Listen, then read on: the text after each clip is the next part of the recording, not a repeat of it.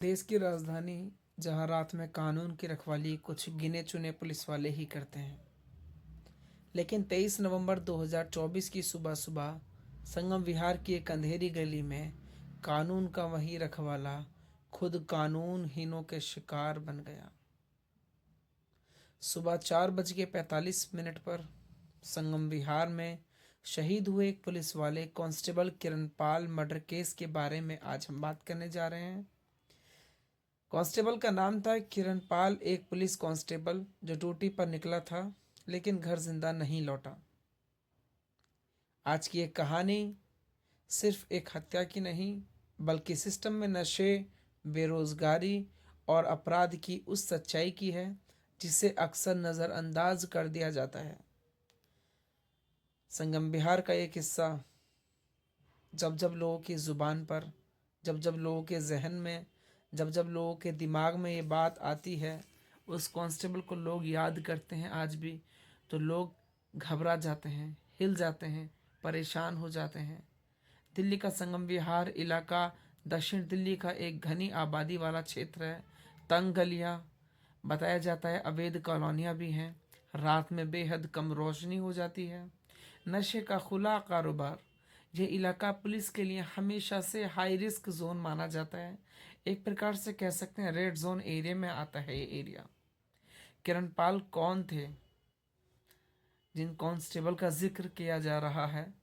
किरणपाल एक कांस्टेबल थे। उम्र करीब 28 साल की थी इनकी। दिल्ली पुलिस में 2018 में भर्ती हुए थे। साधारण परिवार था, बिल्कुल साधारण परिवार से थे। नौकरियों को लेकर बहुत ईमानदारी से नौकरी निभाई इनके परिवार में लोगों ने। बिल्कुल इसी तरीके से कांस्टेबल किरण पाल ने भी बेहद ईमानदारी से नौकरी कर रहे थे। सीनियर्स के मुताबिक ड्यूटी में कड़ी लापरवाही नहीं, कभी भी लापरवाही नहीं की।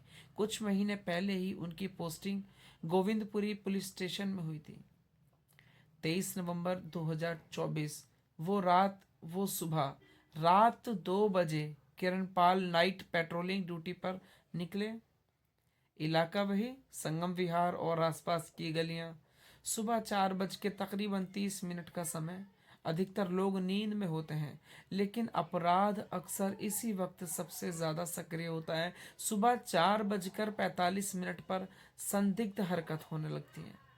किरणपाल ने देखा 3 कम उम्र के लड़के एक स्कूटी पर बार बार गली में चक्कर लगा रहे थे। हड़बड़ाया हुआ व्यवहार, चेहरे पर डर, नशे की हालत। किरणपाल को शक हुआ। किरणपाल ने ड्यूटी के मुताबिक उन्हें रोका, नाम पूछा, स्कूटी के कागज मांगे। लड़कों ने भागने की कोशिश की। किरणपाल ने स्कूटी की चाबी निकाली ताकि वो भाग ना सकें। यहीं से कहानी खूनी मोड़ ले लेती है। एक लड़के ने अचानक चाकू निकाला। किरणपाल संभल भी नहीं पाए। छाती पर, पेट पर लगातार हमले करे। आसपास कोई मदद के लिए नहीं।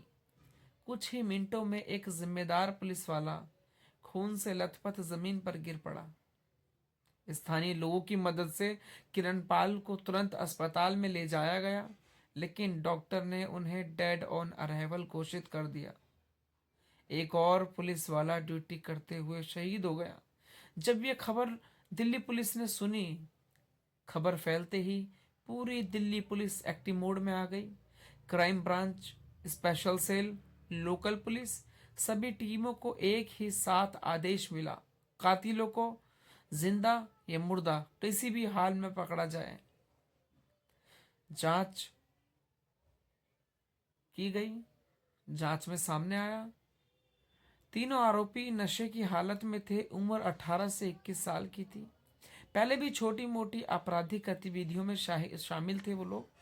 ये कोई प्लान मर्डर नहीं था, लेकिन नशे में और गुस्से में ये अपराध किया गया था। नशे ने और गुस्से ने, अपराध ने एक जान ले ली। उसी दिन 2 आरोपी गिरफ्तार कर लिए गए। तीसरा आरोपी राघव उर्फ रॉकी बताया जाता है, जो कि फरार हो गए थे। राघव को संगम विहार के पास घेर लिया गया। पुलिस के मुताबिक उसने फायरिंग की, जबकि फायरिंग जबकि कार्रवाई में यह घायल हुआ और बाद में अस्पताल में मौत हो गई। इस केस ने कई सवाल खड़े कर दिए। क्या रात में अकेला पेट्रोलिंग सुरक्षित है? क्या कम उम्र के अपराधियों पर सख्त निगरानी होनी चाहिए? क्या नशे के नेटवर्क पर सही कार्रवाई हो रही है या नहीं? एक परिवार का दर्द कौन समझेगा? किरणपाल के घर पर मातम पसर गया। माँ बाप भाई बहन सबका एक ही सवाल था, अगर वो ड्यूटी पर थे उनकी सुरक्षा कौन करेगा? किरणपाल कोई फिल्मी हीरो नहीं थे, वो एक आम पुलिस वाले थे जो रात में हमारी नींद की रखवाली कर रहे थे। आज सवाल ये है कि उस मौत का जिम्मेदार कौन था। आज सवाल ये नहीं कि अपराधी कौन था, सवाल यह है किरणपाल जैसे कितने और अकेले खड़े हैं अपराध के सामने। दोस्तों, इस कहानी को दोबारा दोहराने का ये मतलब नहीं था किसी की भावनाओं को ठेस पहुंचे। ये भी इस जागरूक के लिए दोबारा ये हमने इस टॉपिक पर बात करी। जो भी किरणपाल के साथ हुआ वो किसी के साथ भी नहीं होना चाहिए। आप अपनी राय कमेंट बॉक्स में ज़रूर दें। तो मिलते हैं अगली नई स्टोरी में।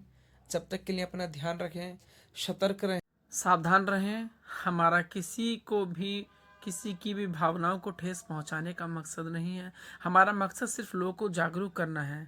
बेहद दुख भरी ये कहानी थी, हमें बहुत अफसोस हुआ। अपना ध्यान रखें।